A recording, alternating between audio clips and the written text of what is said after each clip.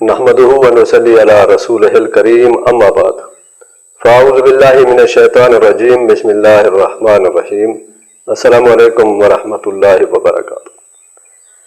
دوستو، کبھی آپ نے اس چیز پر غور کیا کہ اللہ تعالیٰ نے سارے خزانے زمین کے نیچے رکھ دیے؟ پانی کہاں سے نکلتا ہے؟ زمین کے نیچے سے۔ پٹرول، ڈیزل، گیس، معدنیات، سونا، چاندی، لوہا، سب کچھ اللہ نے زمین کے نیچے رکھ دیا ہے۔ پھل، فروٹ، سبزیاں، اناج، سب اللہ تعالیٰ نے زمین سے نکالے۔ انسان کہاں سے آیا؟ زمین سے، مٹی سے بنا۔ جائے گا کہاں؟ زمین میں، مٹی میں۔ سارے کے سارے خزانے اللہ تعالیٰ نے کہاں رکھے؟ زمین کے نیچے۔ اور زمین کو کہاں رکھا؟ آپ کے پاؤں کے نیچے۔ اللہ تعالیٰ فرماتے تو میرا بندہ ہے، تو میرا نائب ہے، تو میرا خلیفہ ہے، تو قرآن کا وارث ہے، تو اسلام کا نمائندہ ہے۔ میں نے ساری کائنات تیرے لیے بنائی ہے۔ کافر کی پہچان یہ ہے کہ وہ آفاق میں گم ہے، مومن کی پہچان یہ ہے کہ گم اس میں آفاق ہے۔ نہ تو زمین کے لیے، نہ تو آسمان کے لیے۔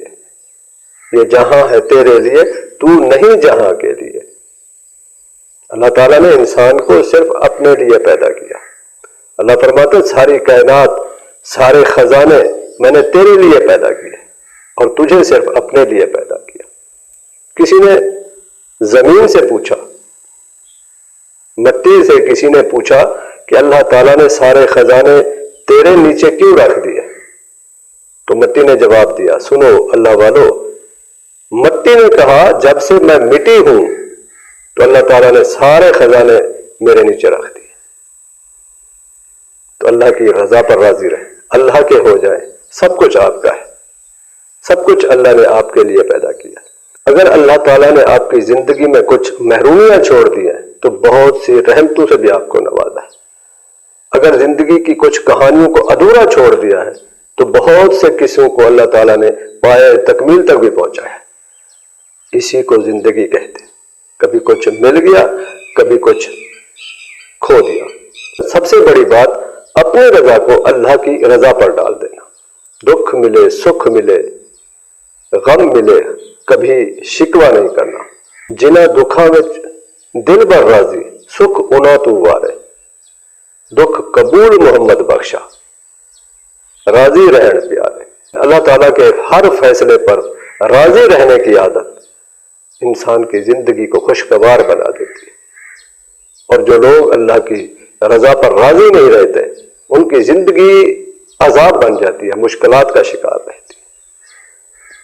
ماضی پر افسوس کرتے رہنے کی عادت انسانی دل کا وہ ناسور بن جاتا ہے جس سے ماضی اداس، حال تاریک اور مستقبل غیر یقینی بنے بغیر نہیں رہتا۔